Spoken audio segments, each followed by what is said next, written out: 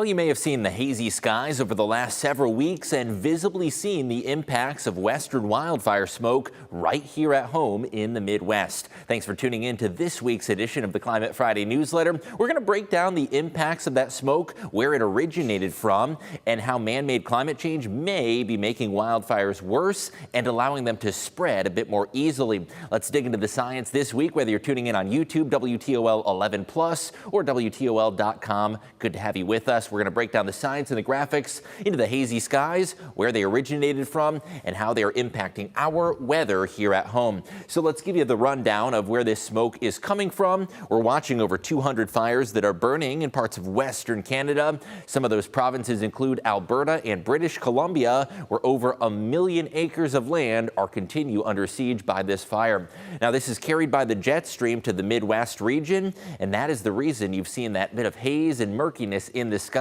Now, the jet stream carries that smoke way up high aloft in the atmosphere. In other words, it rarely has an impact of the quality of the air that you breathe, but it is very high up in the atmosphere, and that smoke aloft is enough to mute some of the sun's rays and cause a hazy appearance. Here's the epicenter of those fires in southwestern Canada, where you see that gray color. That shows you where fires are currently still in effect. Alberta wildfires with over 1 million acres burned already, and part of the reason is meteorological. The conditions that were experienced during the winter and spring seasons, in particular the dry and windy weather, that is the perfect recipe for wildfires, not only to develop but also proliferate. So how does that smoke arrive in our neck of the woods? It all has to do with the jet stream, which I've drawn in orange, and it lifts that smoke down to the Great Lakes region, making quite the voyage from parts of Western Canada down into the Great Lakes and the Midwest region. And that gray color again is outlined to show you smoky conditions across much of the region.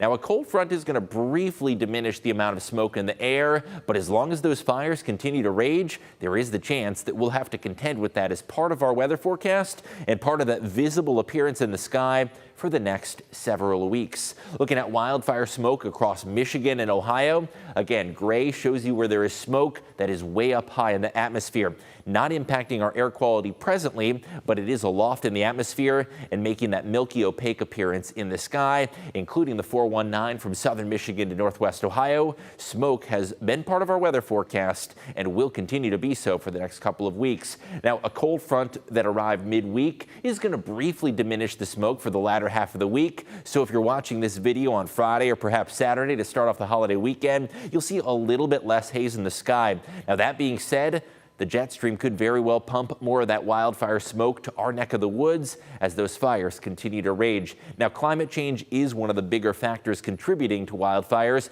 but also the weather that occurs on a day-to-day basis, that can also be to blame. Looking at the trifecta of perfect weather ingredients: dry, windy, hot. Those weather conditions allow wildfires not only to develop, but also proliferate. Regardless of what causes them, whether they're naturally occurring or man-made, when these conditions arrive, they allow the fires to spread more quickly. Dry weather, that's a no-brainer, makes sense, because if the land is dry and parched, it allows those fires to spread more quickly. Hot weather conditions are incredibly conducive to wildfire spread, and that is one of the reasons that the western states, such as California, have seen such an uptick in wildfires, and the wind also blows the fire around.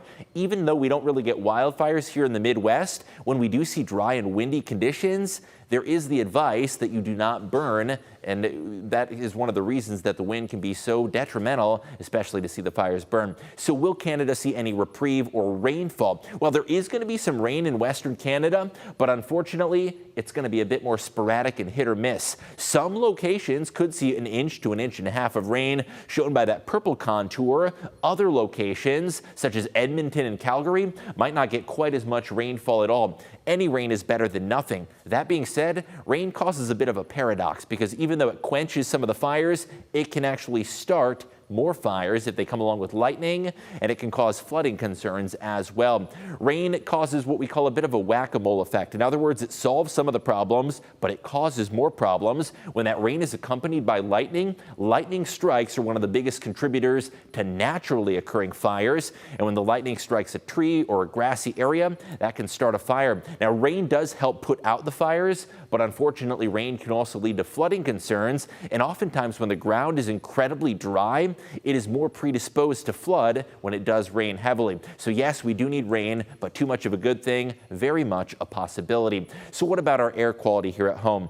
Obviously, most of the smoke is going to remain way up high in the atmosphere. No worries to the air you breathe, but we did see a bit of an uptick in the air quality concerns. An air quality index over 100 is considered very high, and that is not nice air to breathe in. Down to 0, that is the best and freshest air quality. Now, towards the end of April, we started to see an uptick in allergy season, and we saw that air quality index jump over 50. The start of May actually brought a little bit of reprieve. Sometimes rainy conditions can actually help alleviate and improve that air quality. Middle of May, though, we did see an uptick shown by that orange bar that shows you where air quality worsened, and we saw a brief exacerbation of the air quality index. Now, as we look towards the end of May, it could briefly uptick again, but overall not nearly as bad as the air out west. So here's a look at the forecast for the weekend. Overall, the air quality index is going to be between 20 and 30 for the holiday weekend, which is generally on the good side. Most of that smoke is going to be way up high in the atmosphere,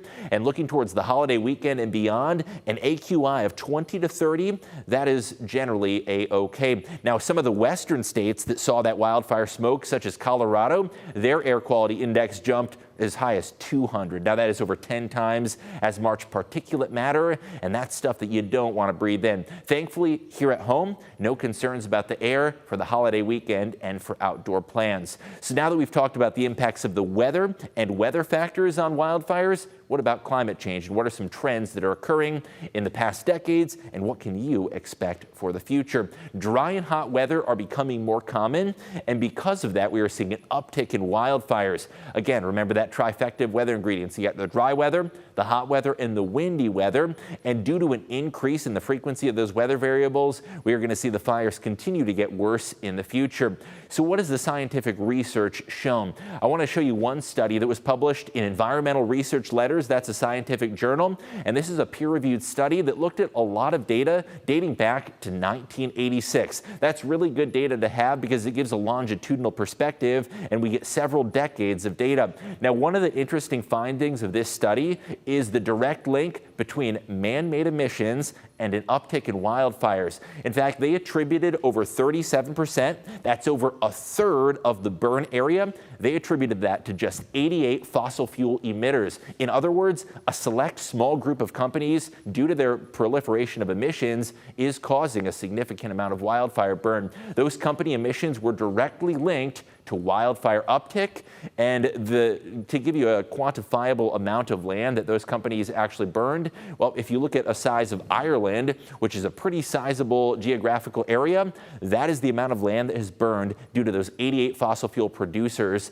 And it goes to show that man-made emissions are making things worse. Overall, the evidence is abundantly clear that many fires are started by human causes, whether that's a match or whether that is man-made emissions. About 84% is what other research has found, and that particular study looked at data dating back to 1992. Another bit of evidence that goes to show some of the impacts that man-made emissions have on climate change is 2/3 of fires are exacerbated. That means made worse by climate change, and part of that has to do with the weather variables like the heat and the drought that are more common. In other words, fires have always occurred and will always occur. There is certainly a natural cause, but they're getting worse, and a lot of that has to do with man-made emissions. So in response to some of the studies, there was a response from the Canadian Association of Petroleum Producers, and even that group agreed that the drive towards lower greenhouse gas emissions was important. Even though obviously they do have some corporate interest involved, they agreed that lowering the emissions is something that's necessary in order to quench these wildfires. Overall, out west in the United States, we are seeing an uptick shown by that red color in conditions, weather conditions that are favorable to wildfires. Again, the drought, the wind, the heat, all of those have become more common out west. From California and Nevada to Colorado and Utah, those western states will continue to see worse wildfires in the future. And whatever the future has in store, including more of that hazy smoke in our sky, the WTOL 11 weather team will keep you updated. Thanks for joining us this week, and we'll have a new Climate Friday newsletter coming out for you next Friday.